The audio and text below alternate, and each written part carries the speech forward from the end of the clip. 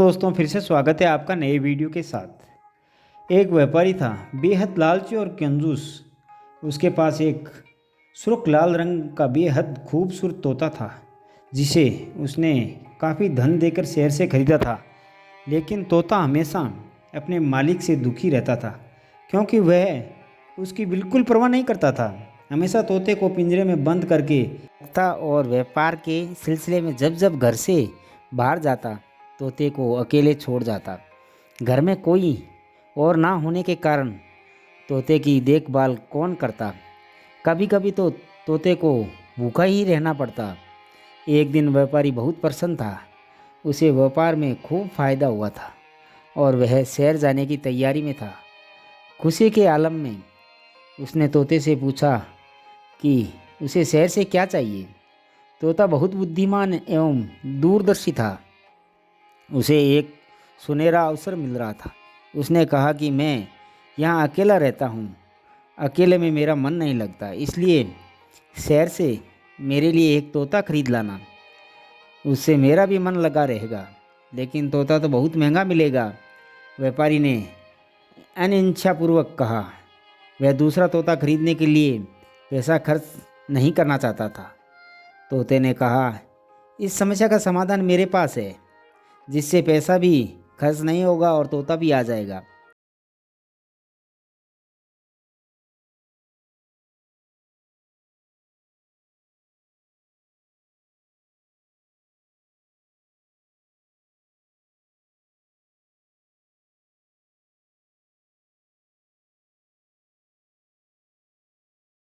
दूसरा तोता जो लाल रंग का है, सबसे ऊपर वाली डाली पर बैठता है।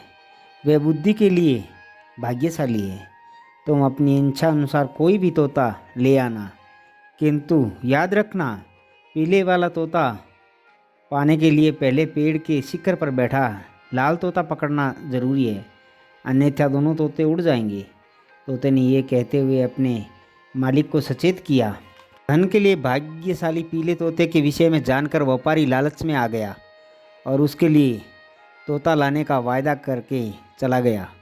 व्यापारी जब पेड़ के पास पहुंचा तो सबसे पहले उसकी नज़र सबसे नीचे वाली डाली पर बैठे पीले तोते पर पड़ी, किंतु उसे अपने तोते द्वारा दी गई नसीहत याद आई थी। इसलिए वह उसके बताए अनुसार शिखर पर बैठे लाल तोते को ढूंढने लगा। लेकिन काफ़ी देर तक ढूंढने के बाद भी उसे वहाँ लाल रंग का कोई तोता नहीं दिखाई दिया। हार कर वह बिना शहर जाए ही वापस लौट आया।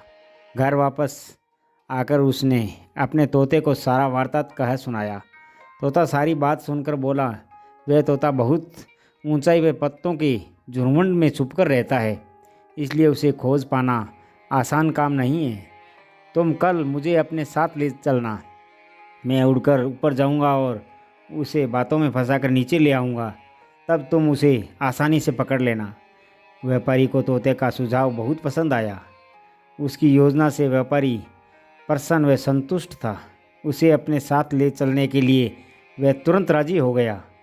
दूसरे दिन व्यापारी ने अपने साथ अपने तोते को लिया और शहर के उसी रास्ते ओर चल दिया जिस रास्ते पर बरगद का पेड़ था। पेड़ के समीप पहुंचकर व्यापारी ने देखा कि आज भी दूसरा तोता नहीं दिखाई दे रहा है। उसने अपने तोते का पिंजरा खोल दिया और जल्दी से उसे अपना काम को अंजाम देने की हिदायत दी। तोता तुरंत उड़कर पेड़ के झुरमुंड में जाकर के छुप गया। व्यापारी उसके आने का इंतज़ार करता रहा, किंतु काफ़ी देर तक जब वह लौट कर नहीं आया तब उसने अपने तोते को आवाज़ लगाई।